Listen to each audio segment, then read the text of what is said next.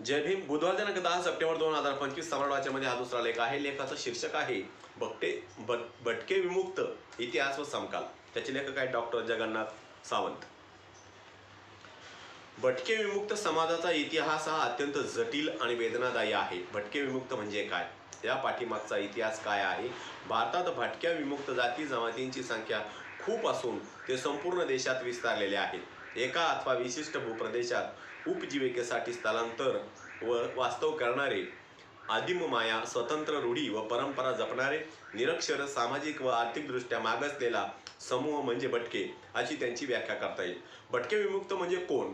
रामोशी, वडार, कैकाडी, भामटा, बेस्तर, कंजारव्हाट, कटाबू, छप्परबंद, फाशेपारधी, रजपूत भामटा, वाघरी, लमाण इत्यादींना महाराष्ट्रात विमुक्त जाती किंवा डिनोटिफाईड ट्राईब्स असे संबोधले जाते.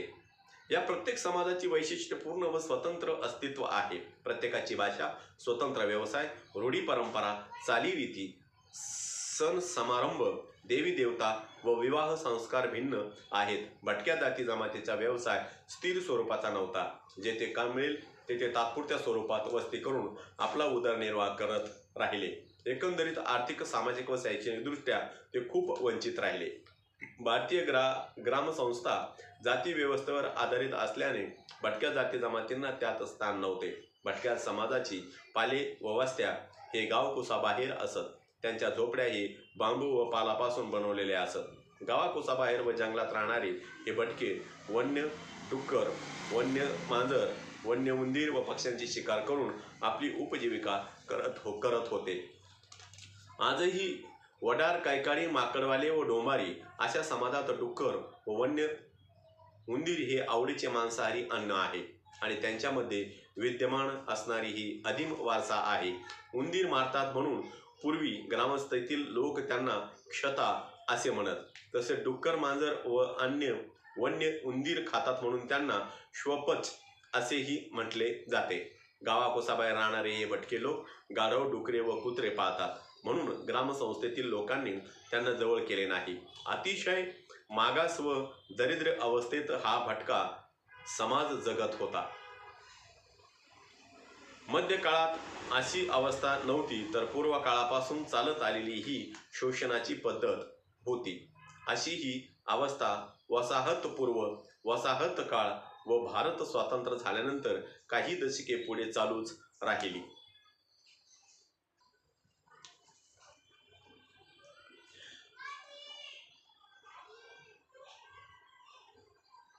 जमीन हे आर्थिक उत्पादनाचे साधन राहिल्याने त्यावर ग्रामसंस्थेतील लोकांचा अधिकार राहिला. गावाकुसाबाहेर राहणाऱ्या भटक्यांना स्वतःचे ना जमीन ना गाव होते. शेतजमीन व आर्थिक उत्पादन साधनाच्या अभावी हे उदरनिर्वाहासाठी शेतात व बाजारात चोऱ्या करत. पण त्याची चोरी ही क्षुल्लक होती. संपूर्ण समाज चोरी करत नव्हता हे लक्षात घेतले पाहिजे.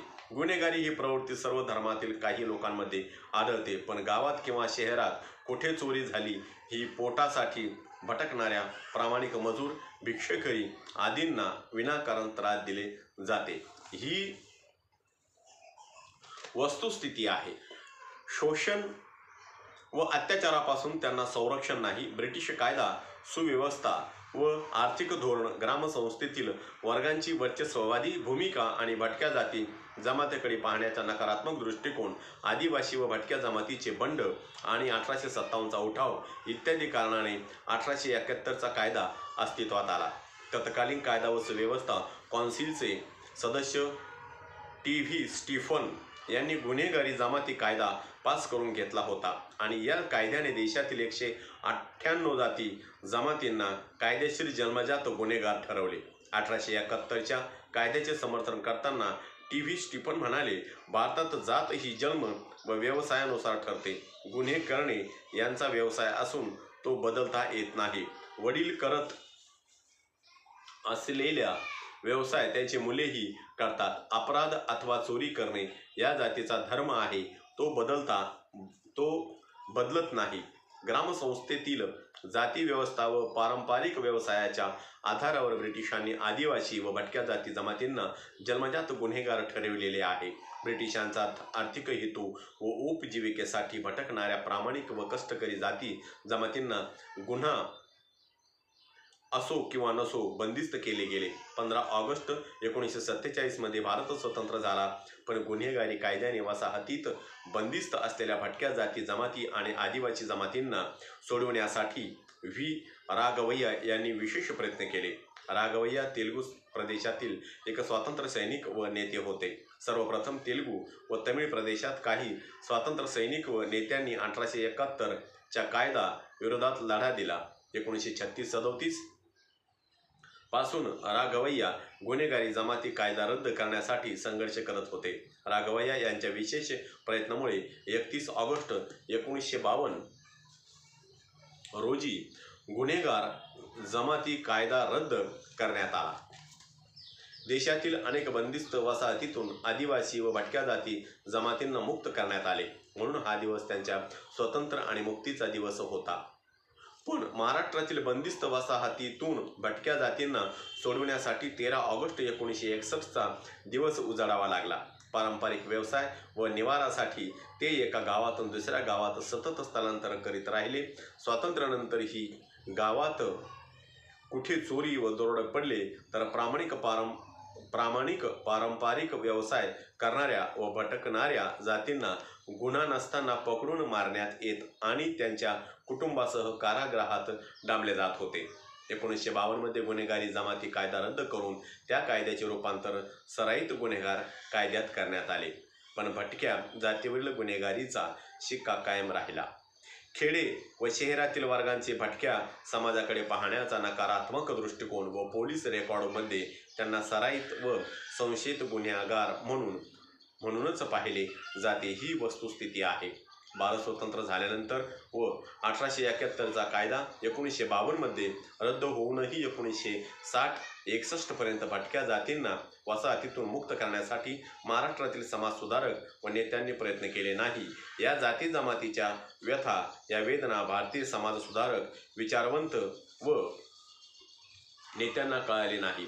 इतकेच नाही तर त्यांना माहीत होते हे लोक कोण, कुठे व कसे राहतात, तरी देखील त्यांना दुर्लक्षित केल्याचे दिसून येते. भटक्या समाजातील काही शिक्षित लोकांनी वसाहतीत बंदिस्त जीवन व्यतीत करणाऱ्या भटक्यांची व्यथा तत्कालीन सरकारपुढे मांडून त्यांना मुक्त करण्याचा प्रयत्न करत होते. आणि 1961 मध्ये तत्कालीन मुख्यमंत्री यशवंतराव चव्हाण व प्रधानमंत्री जवाहरलाल नेहरू यांच्या उपस्थितीत सोलापूर येथील वसाहतीच्या तारा तोडून भटक्या जातींना मुक्त करण्यात आले. 1960 नंतर महाराष्ट्रातील प्रस्थापित राज्यकर्त्यांनी त्यांना गुन्हेगार व भटके अशी संज्ञा दिली. या जातीची वेगळी सूची तयार केली आणि तेव्हापासून त्यांना विमुक्त जाती असे संबोधण्यात येऊ लागले. भटक्या जाती व जमातींना बंदिस्त वसाहतीतून मुक्त करण्यात आले, पण तत्कालीन राज्यकर्त्यांनी त्यांचे पुनर्वसन केले नाही. वसाहतीतून सुटका झाल्यानंतर त्यांच्यासमोर अनेक अडचणी व समस्या होत्या. ते म्हणजे कायमस्वरूपी एका ठिकाणी स्थिर होण्यासाठी त्यांना गावे, शेत, जमीन व घरे नव्हती. अन्न, पाणी, कपडे वगैरे समस्यांचा त्यांना सामना करावा लागला. कोणत्याही प्रकारची आर्थिक उत्पादनाची साधने व नोकऱ्या नव्हत्या. एकंदरीत सामाजिक, आर्थिक, राजकीय व शैक्षणिक विकासापासून हे लोक उपेक्षित राहिले ही वस्तुस्थिती आहे. कंसामध्ये लेखक हे जळगाव येथील कवयित्री बहिणाबाई चौधरी उत्तर महाराष्ट्र विद्यापीठात इतिहास विभाग प्रमुख आहे. या ठिकाणी हा लेख संपलेला आहे. माझा प्रत्येक व्हिडिओ बघण्यासाठी माझ्या प्रत्येक व्हिडिओ लाईक करा, शेअर करा, सबस्क्राईब करा आणि बेल आयकॉनवर क्लिक करा. जय भीम, जय भारत, जय बुद्धभूमी.